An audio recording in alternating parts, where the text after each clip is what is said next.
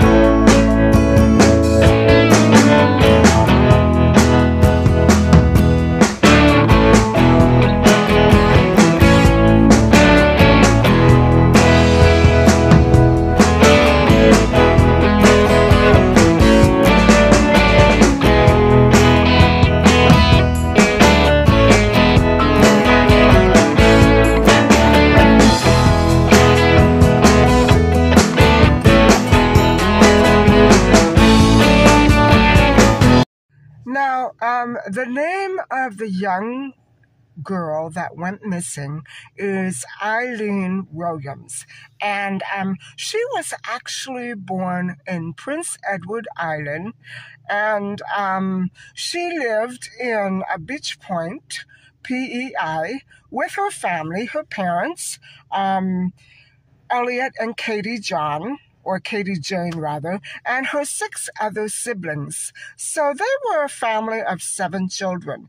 And I don't know if you have ever heard anything about PEI's history, but in the 60s, and probably even before and after that, it was a very hard economical time for the entire province. And so what happened was there was a lot of economic loss and decline. And post office workers, for example, postal workers would make $1 or so a day. And so poverty was pretty predominant in those days for that part of Canada. Now, the poverty bears a great significance to this particular family where Eileen was raised because they were a family of 7 children. And in that part of the province, PEI, it was very difficult to make a living if you weren't in the sea trade or fishing industry, or, for example, rum making. It was very difficult to make a decent living. And so this has a lot of significance with respect to why Eileen left PEI and traveled to Ontario to live and work. Now, growing up that way, Eileen, being the baby of the family, she was very close to her parents and her siblings as well. And so every summer, after she moved away, she would go back to PEI. She would return to Beach Point, and she would bear so many gifts for all of her siblings and nieces and nephews. She was a very generous person. Now, Eileen was very popular when she lived at Beach Point. She was very pretty, and she had friends. She was very sociable and very likable.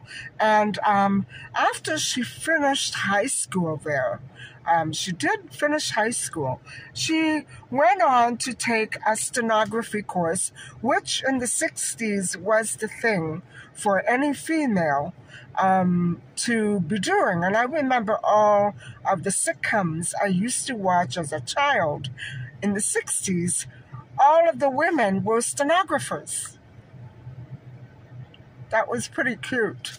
And so by the time Eileen turned 17, she moved to Hamilton, Ontario with her older sister, Eva, who was married, and she shared a room with the babies, who were, I believe, Cheryl and, hold on, the babies were Cheryl and Trudy, and they were born 2 years apart. So I imagine that Eileen would have been an enormous help before she found a job, because she was living with Eva and Eva's husband. And so while she was job hunting, she was able to help Eva with the baby. By then, she had only had 1 child, Trudy, and Cheryl would be coming along 2 years later when Eileen turned 19. Actually, that's not quite right. Cheryl was not born in 1962. She was born in the late 50s. Both babies were born in the late 50s, so they were tots. They were toddlers when their Aunt Eileen was around. Eileen, at 19, was a very successful young woman. And so Eileen was in the habit of returning home to Beach Point during the summer holidays to visit her family. And at 19, during that fateful visit home in the summer of 62, she did just that, just as she had done in 61. Now, if you go to the amazing online articles detailing her disappearance, you can see all the photographs, which I am avoiding putting up here.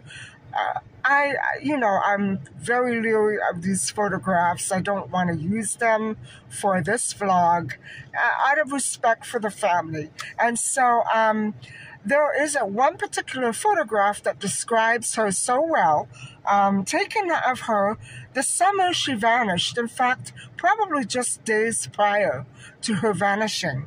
And she has a very self-confident and sociable attitude in that photograph, and she shows herself off as a very young, well-dressed woman on holiday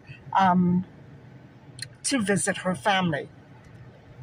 She's wearing, she has a large wicker purse on her shoulder and is wearing huge or oddly shaped, colorful sunglasses. And I remember wearing a pair like that myself when I was quite young. And I remember that my mom had sunglasses, much of the same shape, just the way that Eileen was wearing in that photo. And so if you want to have a look, just key in the keywords Eileen Williams, and you will see the online articles that are fully detailed with all these wonderful photographs from Eileen's childhood and her teen years, because of course she never got much further than her teen years. No photographs were taken of her ever after that day.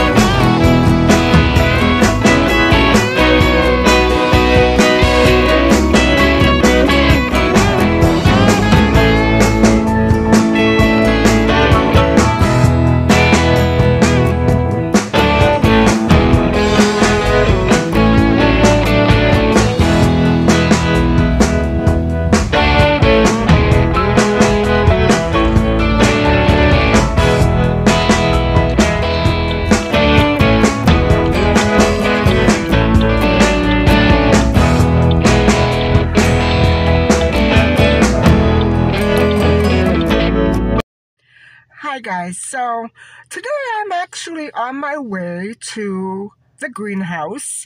I want to have another look around, and I guess I'll take you with me. I hope my review today won't take too long, so I'm going to bear that in mind as I speak to you about Eileen and what happened to her in 1962.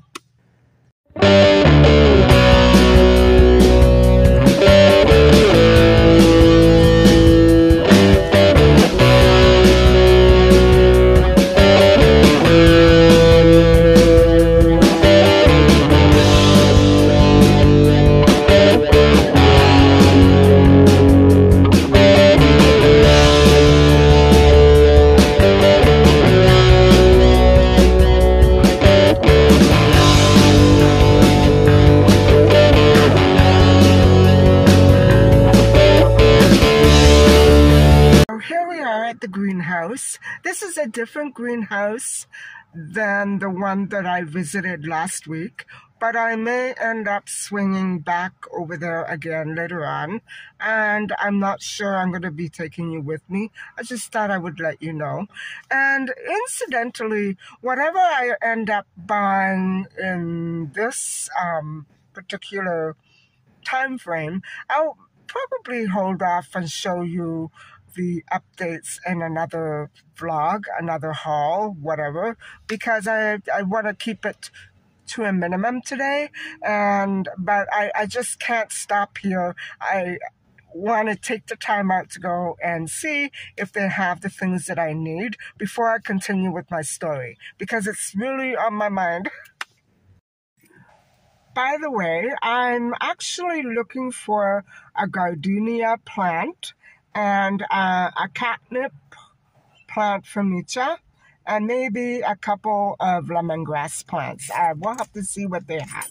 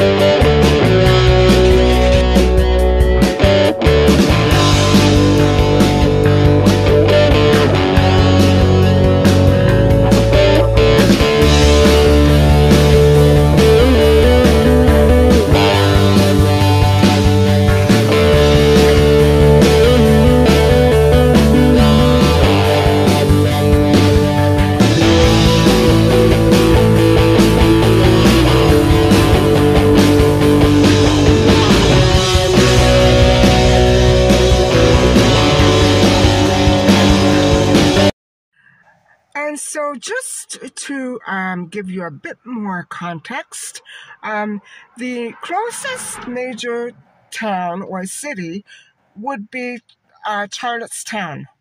And it was named after Queen Charlotte.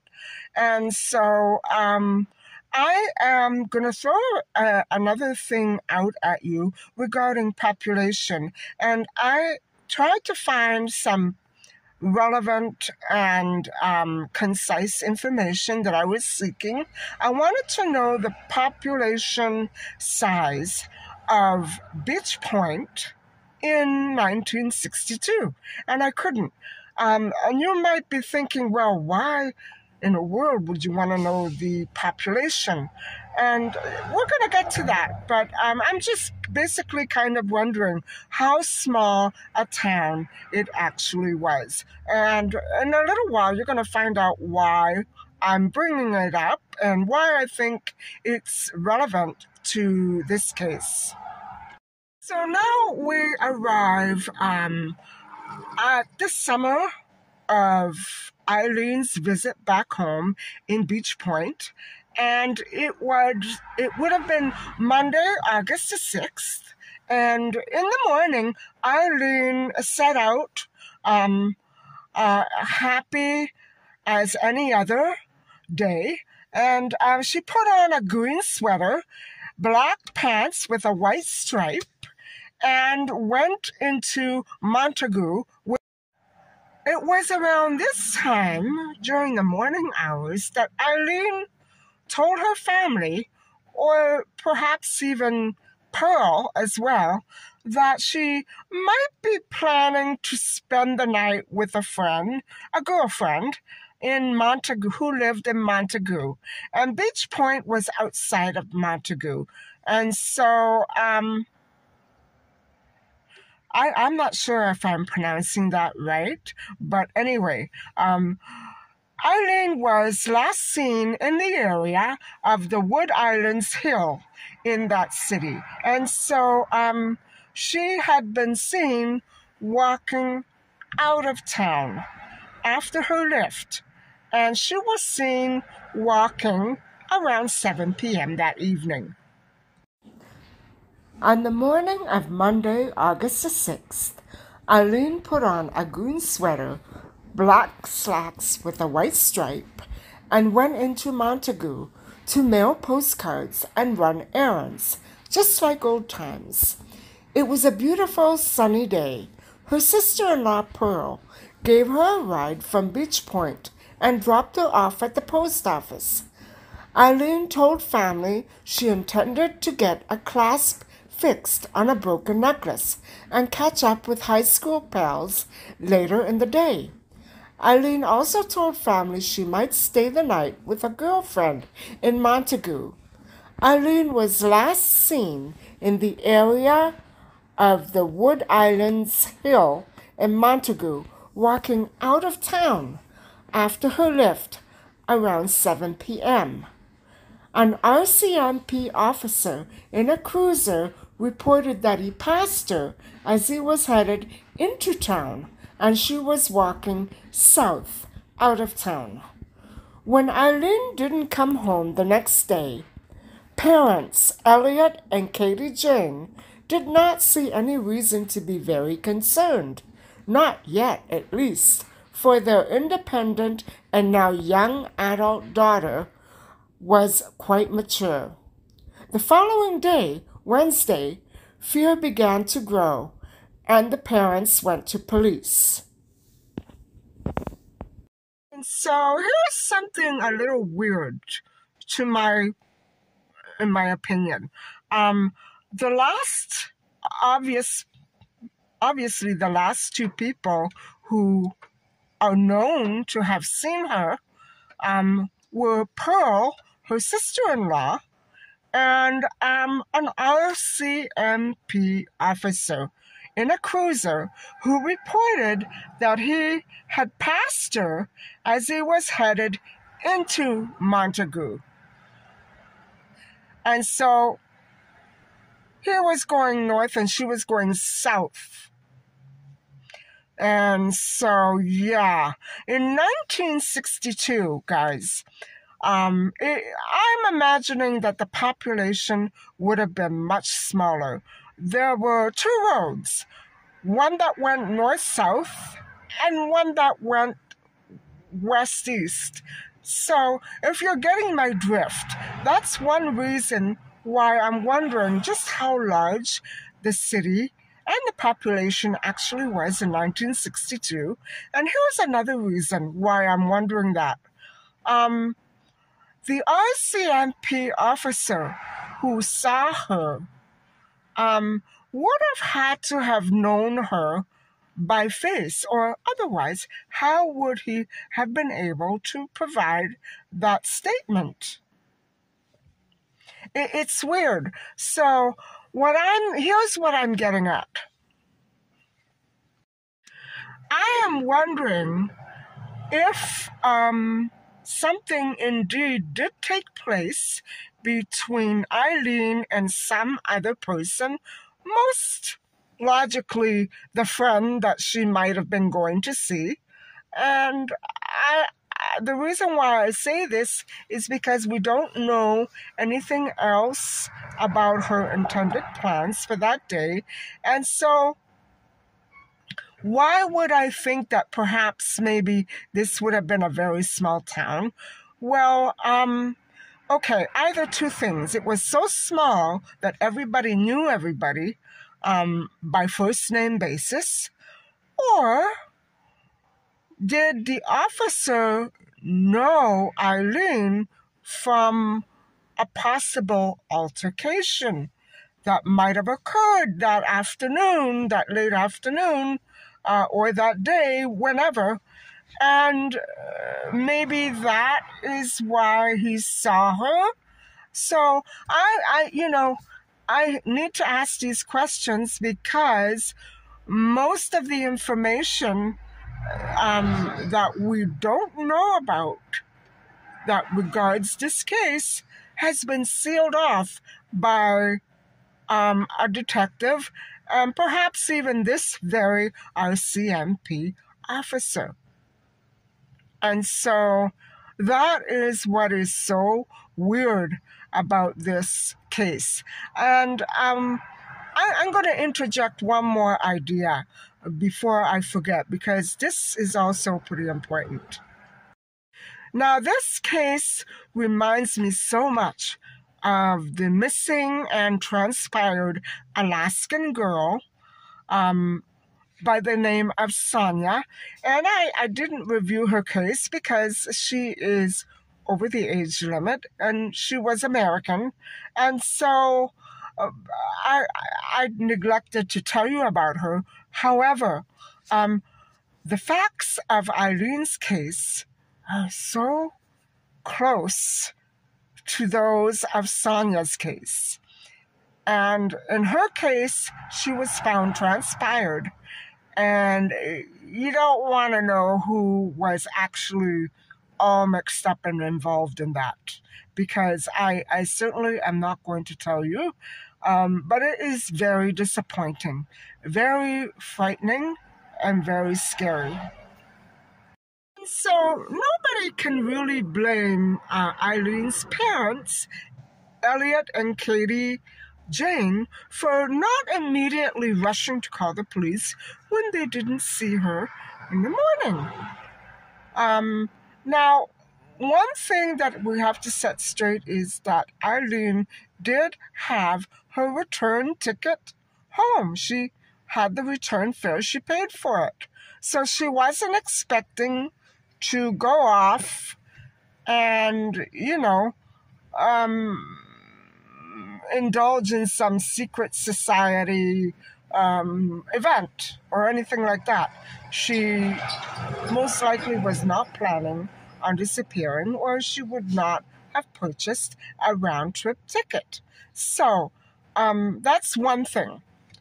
And she was an adult. She had been used to living, with Eva and her husband, but on her own. She was a working girl. She was 19 years old. She was all grown up. So she had already cautioned her parents that, look, I might not be coming home tonight. I'm going to probably be sleeping out at a friend's house.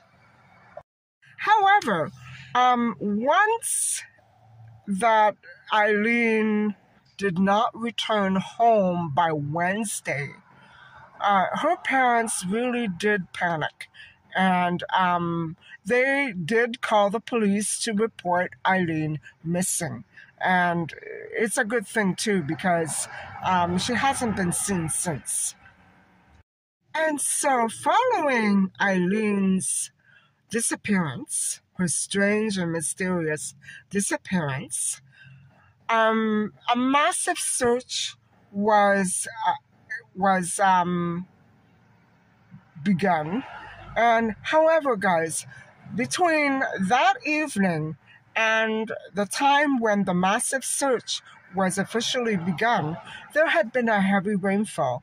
Another similar fact to Sonia's case, a heavy, heavy rainfall, which probably would have wiped away a great many traces of Eileen and where she might have gone.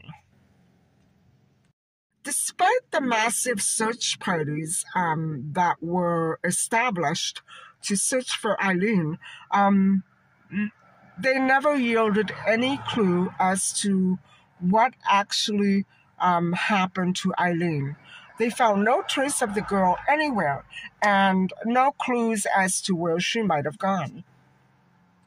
In 1962, newspapers were reporting that up to 200 people took part in the massive search, maybe even the guilty party, the parties responsible for her disappearance.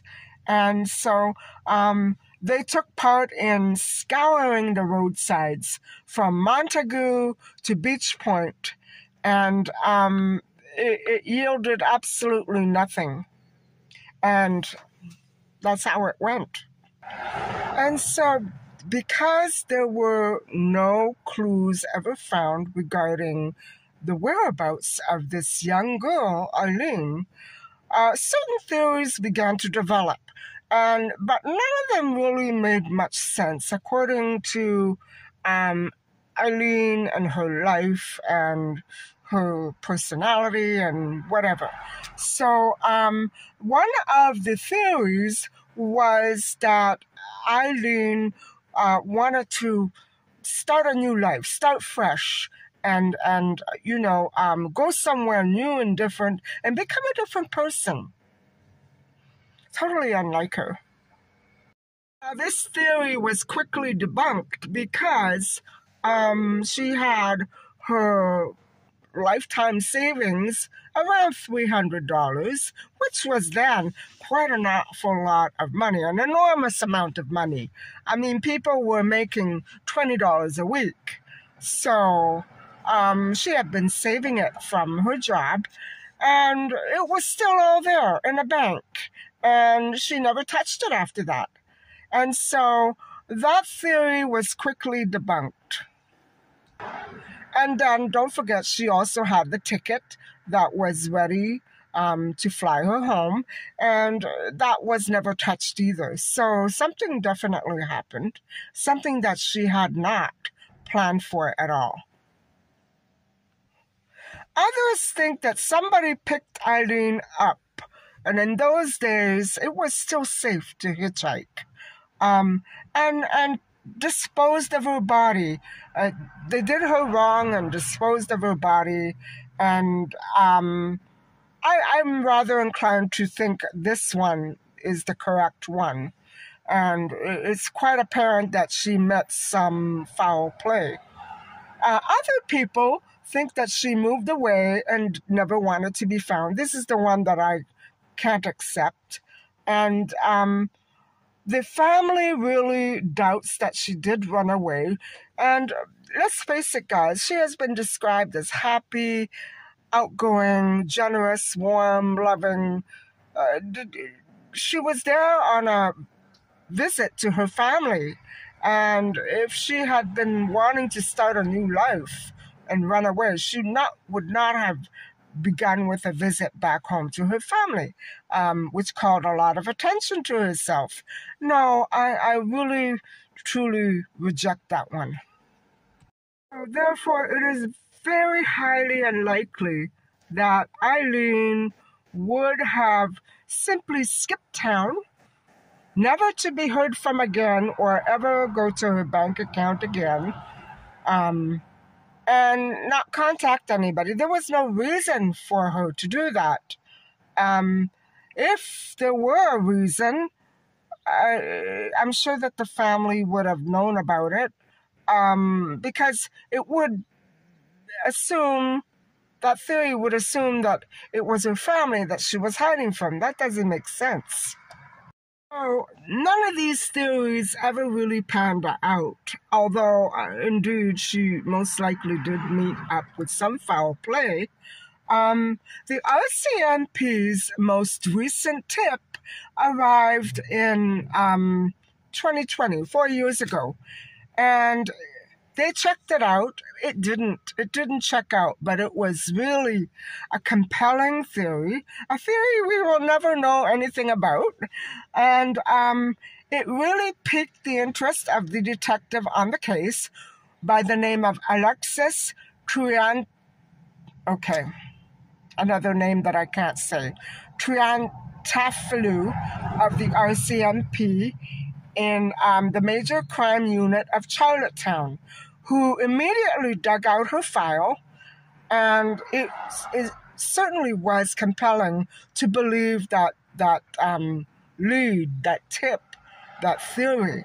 And so usually tips are, they all go by a specific theory without much concrete evidence, right? So we don't have that much to go on. And so the RCMP officer who last saw Eileen Williams, is still alive and lives in retirement in Western Canada. And this detective, Alexis, he did speak to him and others as well who had given statements regarding the case previously. All to no avail. So that is what I was telling you in the beginning of this vlog about the challenge of cases like this. People are going to transpire from year to year, let alone this is more than a half a century ago. Of course, people are gone, and it's going to be very hard to go digging for evidence in places where other people have already looked. Obviously, there is a big clue missing here. And so, if there is anybody out there who does indeed remember something from Prince Edward Island on August the 6th in 1962, involving this Caucasian female, I don't even know her height, Caucasian female with wavy, curly brown hair and a beautiful smile, anything at all that might have caught your attention. There are articles online that list the appropriate contact numbers for police. Please refer to those if you indeed do think that you can offer any valuable information with respect to this case. The banker's box of files on this case is indeed stored in the RCMP office of Charlottetown. And so it's still a very active case. It's so mysterious and it's so out there. It's so right out in the open. It's so blatantly foul play. And, however, the contents remain under wraps. And guys, this is probably with very good reason. And I'm sure that good reason has to do with why the RCMP officer who claimed to see her, Eileen, walking out of town in the opposite direction of where her friend lives, it has to do with that scenario. And I'm sure that he had a very good reason for sealing off the information, but that's part of the problem. That's another part of the challenge of this case. Not only is it that so much time has passed and so many of the witnesses have now left Earth for good, but without the contents of this box and what's in it, we have no way of knowing if we really should be referring to those clues in the box in order to assist us in remembering or knowing something. It's not likely that anybody out there really actually ever saw or knows anything. It's really a slim chance. Now, the active detective on this case will never reveal the contents of the details or speculate on what exactly is going on in this case, what it's regarding in the investigation. He will never let on. And like I said, it could be that it is for the privacy and security of other people who may be directly or indirectly involved, probably indirectly involved. And maybe because it was a small town, and small towns have a lot of gossip going on, it's probably got to do with that. So, who knows what's in that box of files? And so, as for Eileen's legacy, even 60 years later, Trudy and Cheryl's memories of their Aunt Eileen are very distant and remote, but very precious. They do remember her. They were toddlers. I have fleeting memories of people close to me when I was a toddler, so I can imagine how precious their memories of Eileen are as well. Eileen also posed for photographs with her two young nieces before she vanished. Because Eileen lived with Cheryl and Trudy when she moved to Ontario, they have memories of her playing with them. But then Eileen was gone, and they didn't have her anymore. So it was quite traumatic for them at the time, and even now, looking back. And so while Eileen's family, immediate family members, and siblings have all passed away, she still has nieces and nephews and relatives who remember her with great fondness. And so they remember that they used to get so excited when she came to visit during the summertime, and perhaps even around other holiday times as well. It was a very big deal then to have an aunt who lived in Ontario. And Ontario was the place to emigrate and move to and start a new life in, because business opportunities, I remember that was around the period where Trudeau was the prime minister. And so he had such a great attitude for immigrants and people coming from other countries or other provinces as well, and trying to start a new life, especially for people coming from Prince Edward Island, where the economy was absolutely failing. And you couldn't make a go out of $1 a day, could you? Not even back then. So you can imagine that it was a really big deal for anybody to be connected to someone in Ontario. Ontario was a wonderful place to visit, to be, to live in. It was really a great sense of pride and joy to be able to live in Ontario. To this very day, over 60 years later, Eileen is still talked about the most among her family members. And, it's been over 60 years since she was last seen, but they still remember her. Now, there's one other fact that might be very critical to this case, and perhaps the whereabouts of Eileen. Beach Point has numerous nature trails, beautiful hiking trails, and beautiful beaches. And so some of them are called Singing Sands Beach at Basin Head, Beck Trails, Hanali's Bottle Village Nature Trail, and Peggy's Trail. So who knows if maybe she might have been headed for some weird reason toward one of these trails that was beyond the city limits. And so I'm sure that they were all searched, but it just makes me want to think again that maybe somebody missed something, and maybe her remains were there, or maybe they were there and then they were moved. We don't know. We have no idea to this day what actually did occur to Eileen Williams.